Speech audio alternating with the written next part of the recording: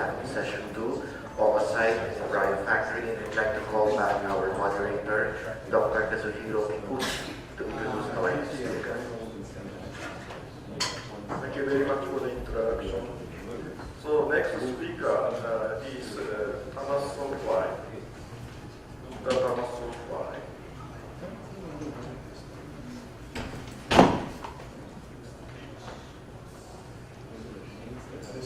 Basically, he is from Hungary, but nowadays he has been lived in Japan for many years. So I think he is now half Japanese. So first time he came to Japan about 2001 as a Montpellier research fellow student. Montpellier means the Japanese Ministry of Education. He got the money from Japanese government and studied for 2 years at Seoul University. At that time, he visited my laboratory and worked with him. I worked with him for two years. After back to Hungary, he had a PhD from University of West Hungary, and he applied a JSPS fellowship. It is Japanese Society for Promotion of Science. So he got a fellowship for 3 years. I also again worked with him for 3 years. After that, he once back to Hungary. Yes, after the JSPS fellowship, he had a temporary position at the NLPC National Livestock Breeding Center. Then, 1 year later, he had a position at the NARO Institute of NARO Institute of Livestock and Grassland Science School. From 2009 and from last year, he had a permanent position at the institute. His topic is cryopreservation of introduced embryos and immature oocytes in pigs. Recently, he published a paper in Prosper 2 weeks ago. Maybe the data has been included. Okay, Takashi, please. Thank you, Mr. Chairman, for the introduction. And I would like to express my gratitude to the organizing committee of FFTC for inviting me here, also for the warm hospitality, and for giving me the chance to talk about my research topic, that is the cryopreservation of in vitro produced embryos and immature oocytes in pigs. And just to make you fall asleep after lunch, I'm going to tell you a story, the tale of the Mongolian pig. What I'm talking about is furry beast. He's a Hungarian native, just like myself. And it used to be the most common breed in Hungary before the Second World War. And it is characterized by a fatty core, so it has been selected for fat production. The fat itself is very specific in terms of the fatty acid composition, containing a lot of omega-3 and 6 fatty acids. On the other hand, it is stricken by a poor reproductive performance, having low farrowing rate, approximately 4 to 5 feet. So for this reason, mainly, and because the fatty pig went out of fashion after the war, it was replaced by modern breeds, mainly large white and also lunges. So the number of breeding sources declined after the Second World War very quickly. And you see, it reached the bottom point in 1974 and 5. There were only 34 breeding sources left. So, and even these were scheduled for slaughter, actually. So this breed was on the verge of extinction. And at that time, some people started gene banking projects. So we collected all the pigs of this breed in Hungary into one nucleus population, and then we established a population of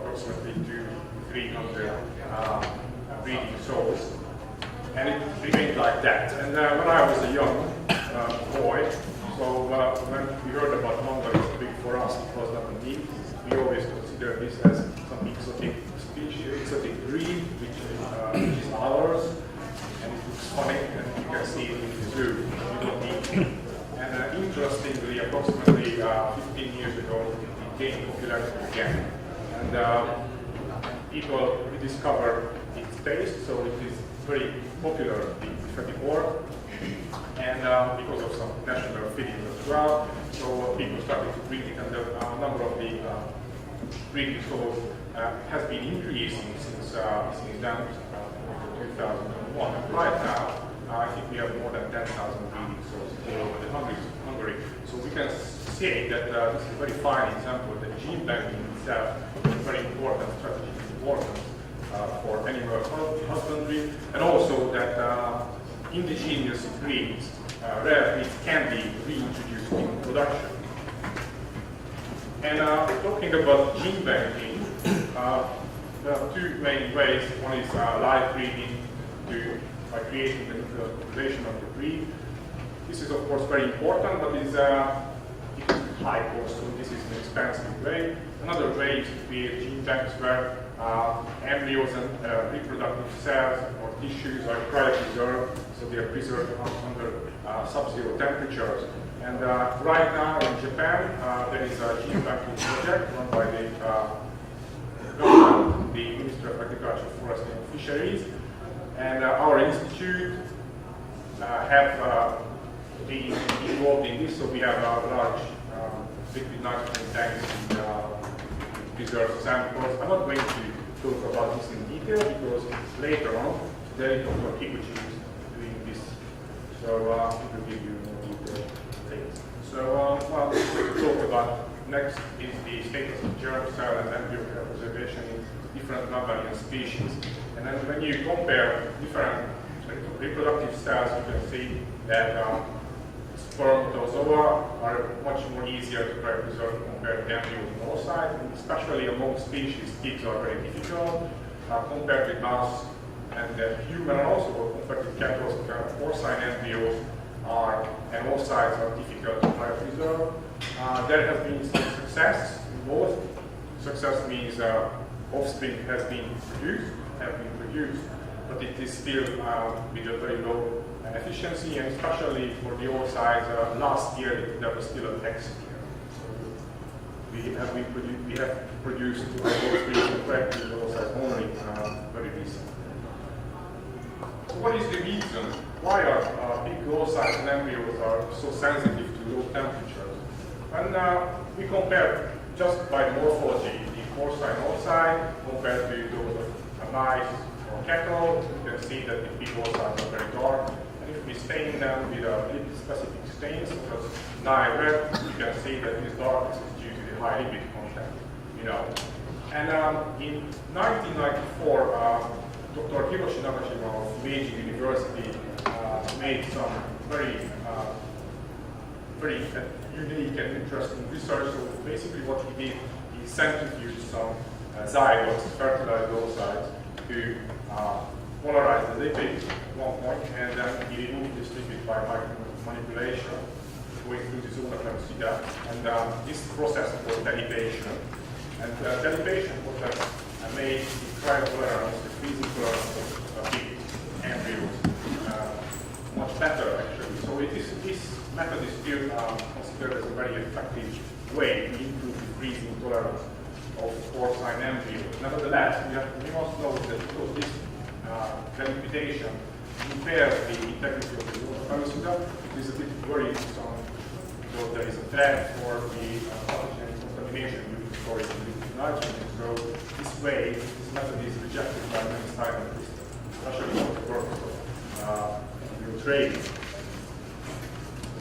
And now I'm going to talk about in vitro embryo production. I'm very lucky because Dr. Rupen has presented this topic in the previous presentation, so I don't really have to detail this.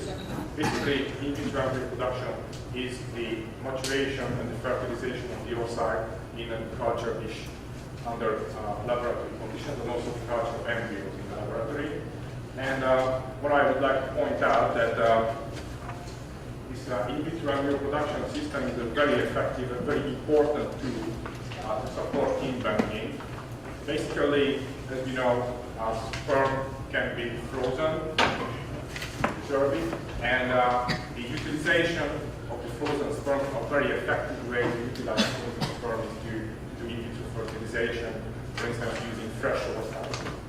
So thus we can produce large numbers of embryos, which can be, again, cryopreserved in gene banks. On the other hand, oocytes can be also cryopreserved. And for cryopreserved oocytes, in vitro fertilization technology or intracytoplasmic sperm injection of a single spermatozoon is a unique and essential tool. So without this technology, right now we cannot do piglets from cryopreserved oocytes. So IVB is important for gene banking, and I would say gene banking and IVB go hand in hand. However, there are several problems with this integrated system. One is that after cryopreservation, the oocytes die, so there is a very low survival rate, and even those which survive, they have compromised competence for embryo development. Right now, as Dr. Brucken said in the previous presentation, we deal with the problem of high rates of polysperm, which impairs embryo quality after fertilization. Furthermore, during in vitro embryo culture, we know that culture itself is very stressful for the embryos. So cultured embryos, they have impaired developmental competence compared with in vivo developed embryos. Plus, if we cryopreserve them, we freeze or vitrify them, it would further reduce their developmental competence. And then finally, embryo transfer itself is a difficult technique, especially compared with embryo transfer in cattle. So because of this problem being accumulated, we can say this makes the efficiency of this system, the whole system, quite low at the moment, especially talking about cryopreserved oocytes. Now I'm going to say a few words about the embryo cryopreservation. And so there are two major ways of cryopreservation, as you know it. One is the slow or active freezing, or another way is vitrification, which is a rapid freezing in the presence of high concentration of cryoprotectant, which avoids ice crystal formation within the cell. So, there are several methods for vitrification developed in many of them for human embryo cryopreservation, and many of them developed in cattle. There has been a lot of papers published in adapting them for porcine embryos with very different results. I cannot tell you exactly which is the best method from the literature. One is open food straw, is popular cryo has been developed for humans, and the cryodoc was first developed in cattle and then applied in humans, as far as I know. What we can see from the literature is that the developmental stage of the embryo greatly affects the survival after vitrification, where blastocyst stage seems to be better than early cleavage stage. And another outline point is that in vitro produced embryos show limited survival after cryopreservation. In the review paper that we all have, I put a table about the history of application of different vitrification systems in porcine embryos. I'm not going to talk about that. This time I'm going to talk just about piglet production, the history of piglet production of cryopreserved embryos. You see, the first success in 1995 was done by, so it was not really long ago actually. It was done by Dr. Takashi using his derivation method, and he used slow freezing for in vivo produced embryos. As you see, talking about in vitro produced embryos were first cryopreserved successfully only in 2007, so it was quite recently compared with the history of cryopreservation in different other species of cattle. Again, it was done by Dr. Hiroshi Nagashima, again using his derivation technique, the 8 stage.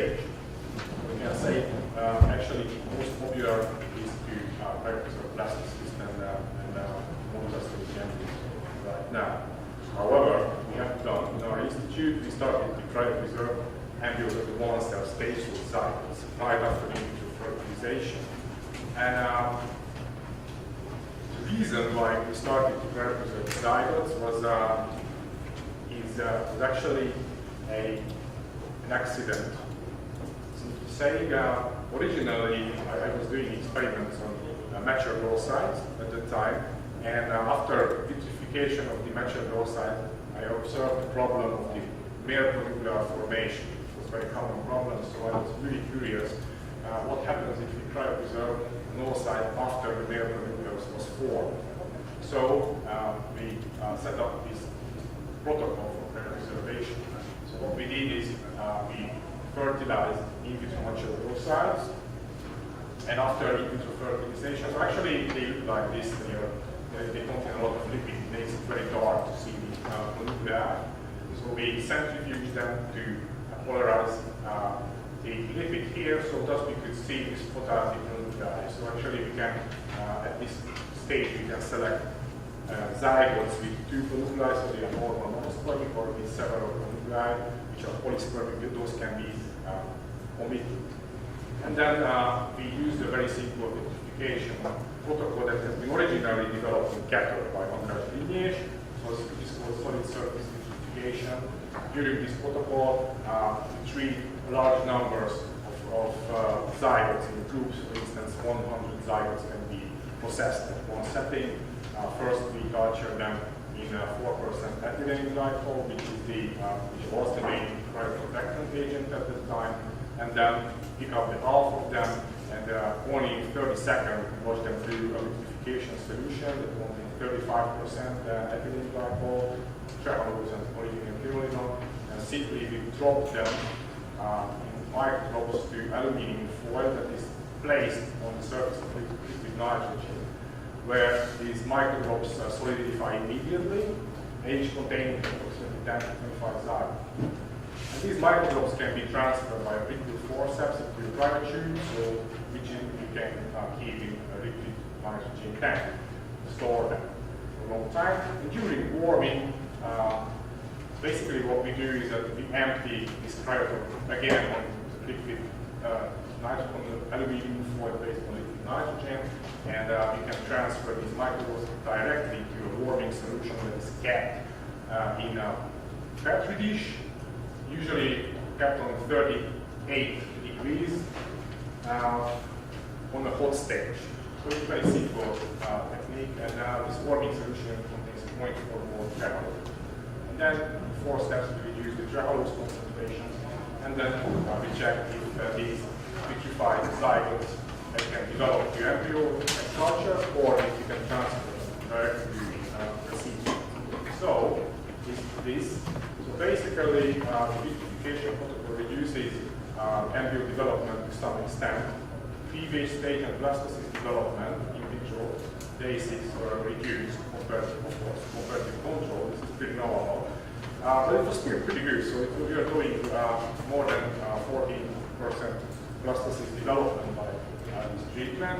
And the best thing of all was that the blastocysts that developed didn't look different at all from the control group in terms of total cell number on day 6. So actually we could produce, we would say, high quality blastocysts. So in the next step, we tried out if we can transfer these vitrified zygotes.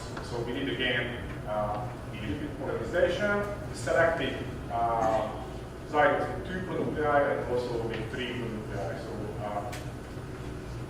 polyspermic ones, slightly polyspermic ones, mixed them. The reason for that, because we didn't have enough 2 pronuclei zygotes because of the high polyspermic rate, and transfer them directly to the oviduct of female recipients. This transfer was done by Dr. She was up here as a university, and from 5 transfers we could obtain 3 pregnancies, and in total 16 lines of piglets, which is pretty good at the time. And these were the first piglets ever obtained from cryopreserved embryos without liquid removal. So we realized that actually this protocol is very useful because there is one way we can possibly control the number of monospermic embryos that are cryopreserved, and also an early transfer to the oviduct could be a possible way to avoid the culture stress during embryo culture. And now when we talk about oocyte cryopreservation, here oocyte cryopreservation is important for the gene banking of female animals, of course. And in case of oocytes, slow freezing methods do not work, so only the vitrification that we can count on. There are, as I said previously, many ways of vitrification. Which method we choose, there are important points. These are the points.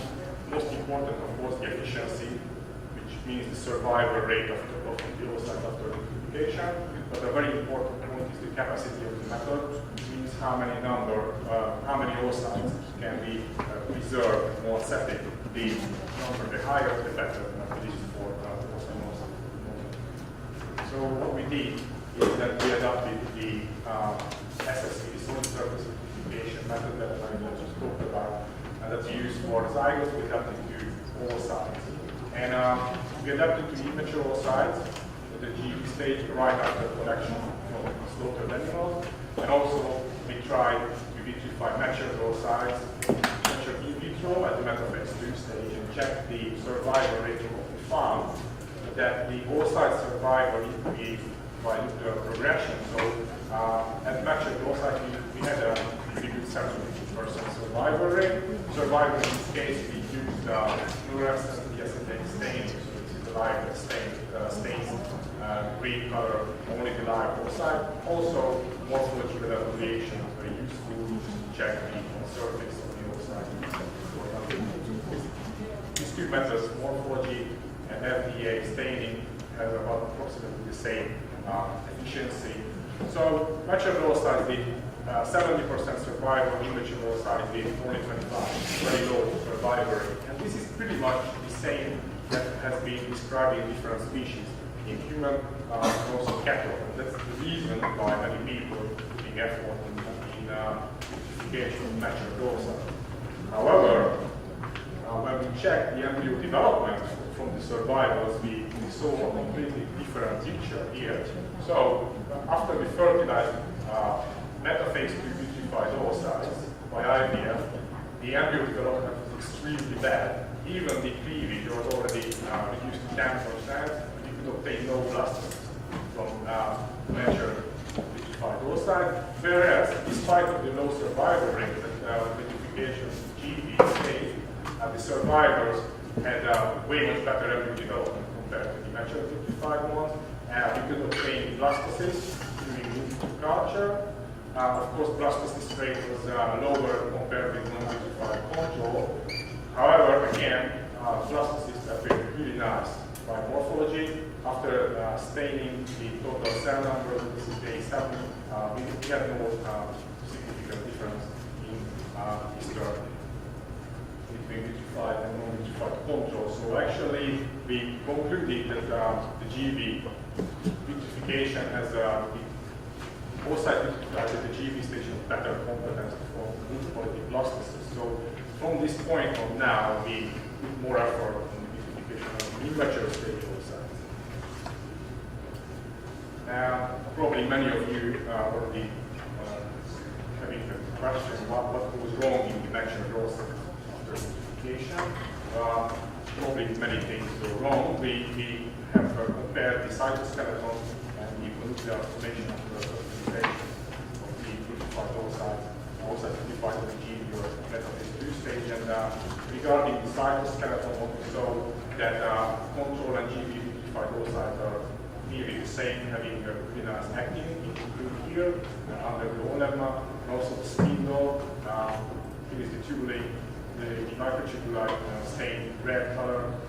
We didn't see no difference. In the mature and vitrified oocytes, the actin disappears from under the olemma, and the spindle twists. As you see, and also the spindle is damaged, so the microtubuli disappearing. And after fertilization, another great difference was, as I mentioned before, that oocytes vitrified at the mature stage lose their ability to support the formation of male nucleus after fertilization, so the fertilizing sperm remains in the hormonal stage, whereas there is a female nucleus. Oh, it's not backed up.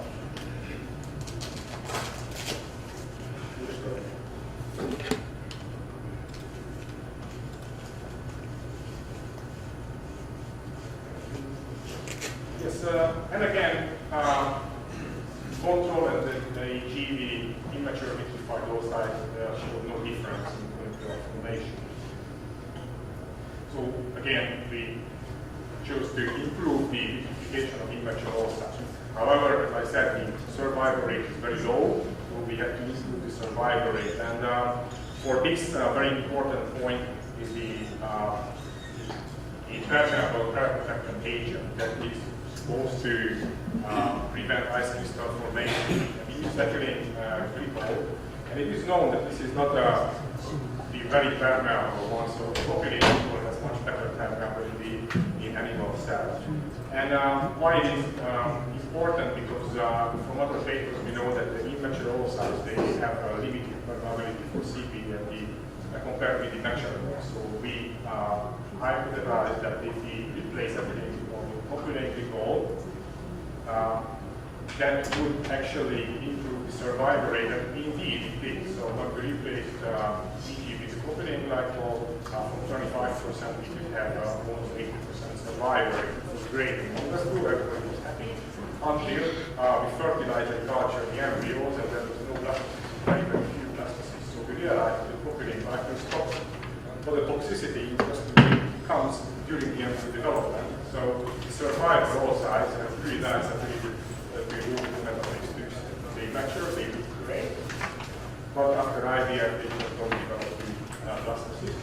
And the best what we could find is that we combine ethylene glycol with propylene glycol, and this combination actually gave an improved survival rate with relatively good embryo development, survival with the living oocytes. So basically, after vitrification of a whole bunch of oocytes, the best embryo yield came by the combination of ethylene glycol and propylene glycol. So from now on, we are using this cryopreserved combination.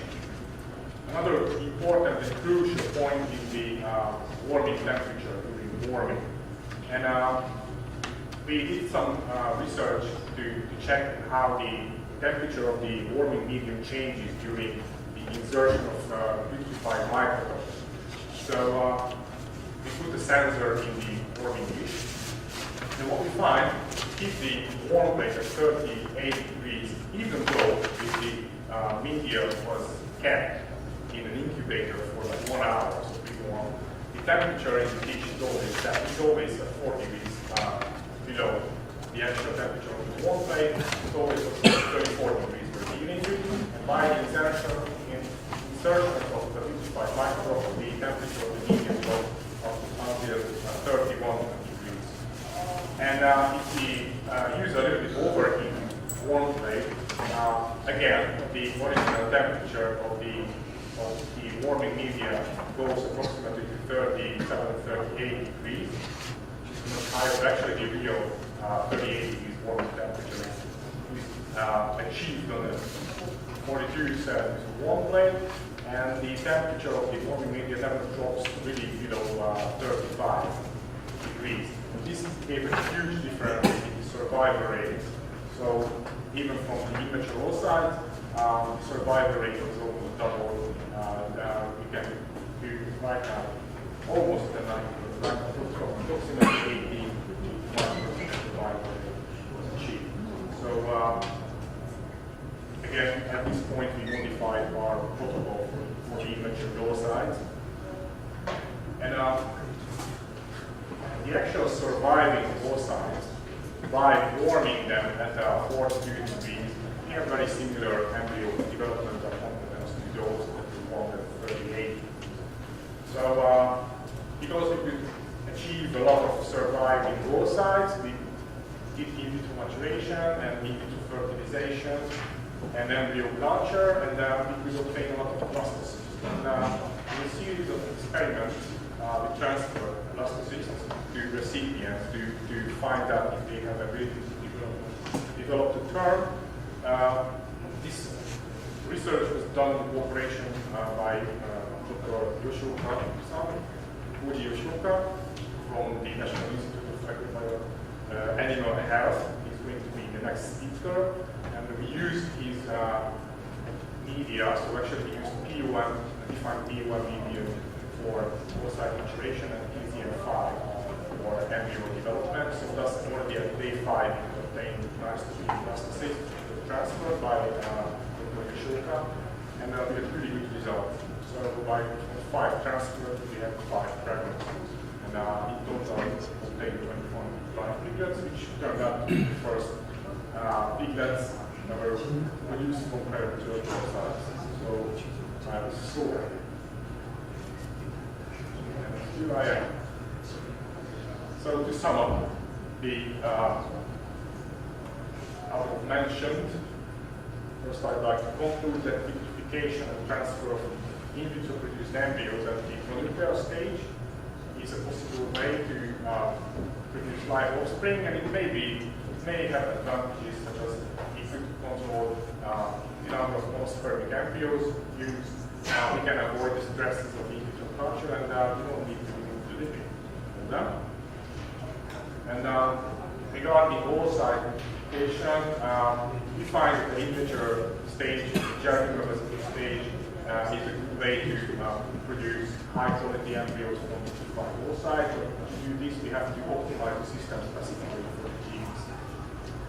Regarding the cryopreservation and the growing temperatures.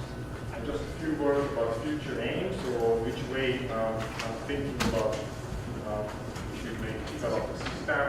I would like to simplify the classification method to be able to perform under farm conditions. I think that making sanitary cryopreservation, meaning a safe way without direct contact with liquid nitrogen of the vitrified sample is very important to prevent contamination. So I would like to develop. So unfortunately, right now our SSC protocol cannot be considered sanitary because we put some liquid nitrogen during the storage. I think this is most important thing right now is to improve the competence of vitrified embryos and oocytes. I would just like to point out the second point used to enhance the mosaical sense from subletal cryopreservation in culture. I believe that this is very important, and one reason why GB oocytes have some ability to organize embryos during the maturation. I think they can recover. Probably they go under the same stress as the mature oocytes, but they have time to recover because the culture itself is 2 days. So I think this process could be interesting, and that could be a very good subject for future base research. And most importantly, I would like to apply this technology to manage breeds, particularly with international corporations, which is going to be the subject of the talk of Dr. Takashi. And finally, I would like again to express my gratitude this time to those who are involved in this research. That's all for today. Thank you for your attention.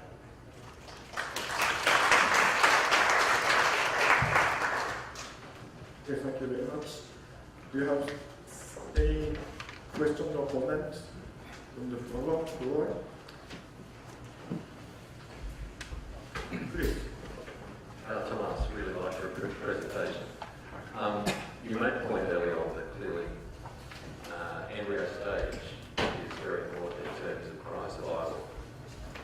Could you comment also on embryo grade? Because there's clearly a very, very clear difference if you take expanded or expanded blastocysts and grade them. We see very big differences in cryosurvival.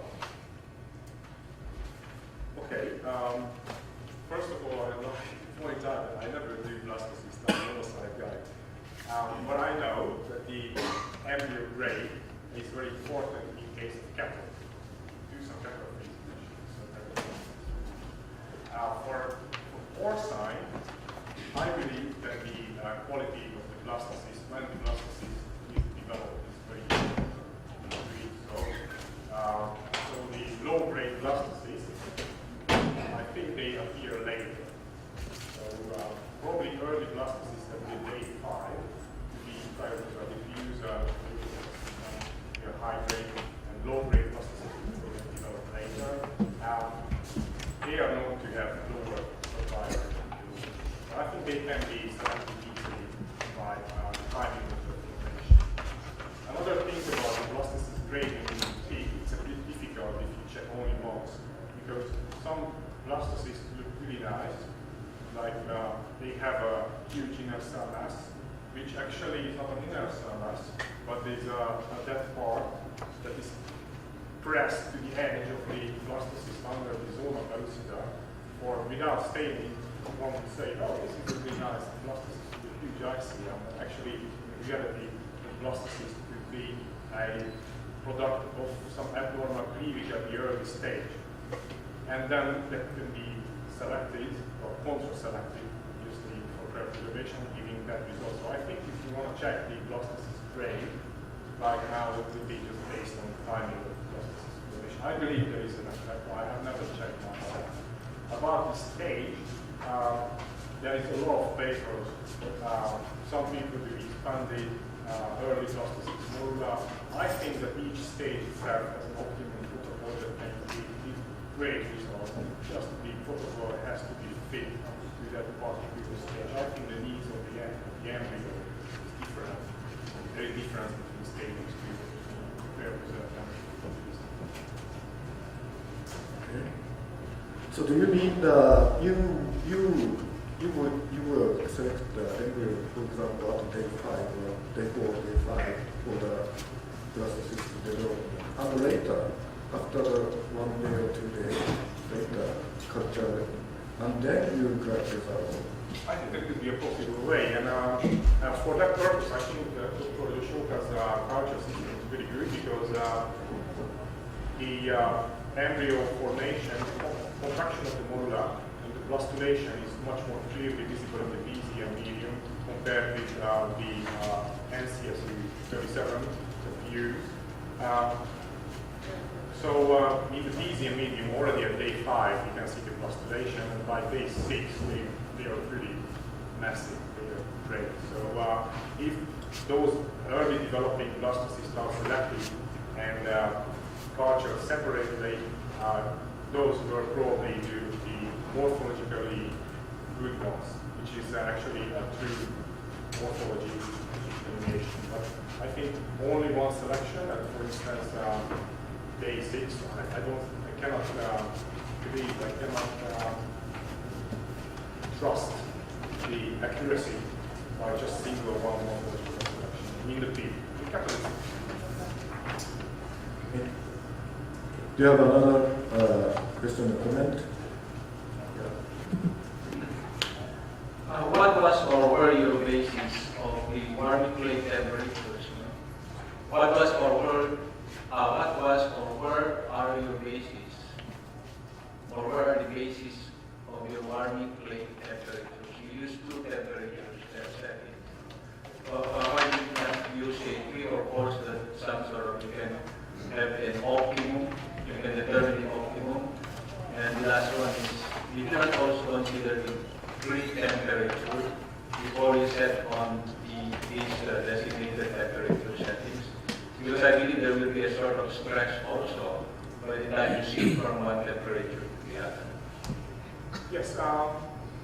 First of all, just to tell you another story, what is behind the research is that this whole temperature idea came from Dr. Yoshoka, who suggested me to try another temperature because Dr. Isumi, another researcher freezing blastocysts, vitrified blastocysts, uses very high temperature to prevent the drop of the medium. So we just tried and once for the 2, it worked very well. I didn't have enough time to compare other temperatures. So probably your suggestion is correct, and the best way would be to compare different temperatures to find the optimum. You're absolutely right. So the thing is that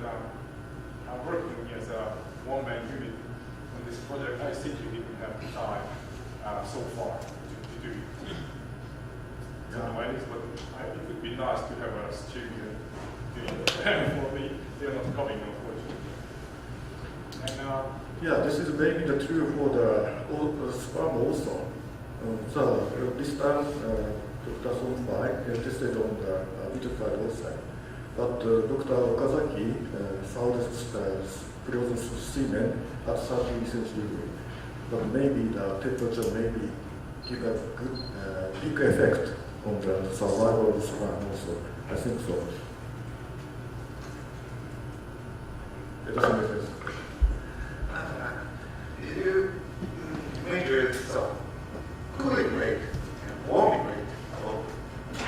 No. What rate did you test? you got me with that. I have no idea how to measure if it is a microscope system. So this is the great disadvantage of microtoxification, that I can't put a device to measure the actual temperature, so I have no idea about the cooling rate. I think it's less than 10,000 Celsius. But I have the personal impression that it's not really the cooling rate that is important. It would be the warming rate much more from these results. But again, I can't measure the warming rate. So the best thing to do is to measure just the temperature and the warming rate. Yes, can you measure? Yeah, because we don't have a carrier in this system, so to measure, you should put some sensor on the carrier to measure, but we have no carrier here, so it's just a micro surface. Roughly speaking, I understanding that as much as high is better for the warming or thawing.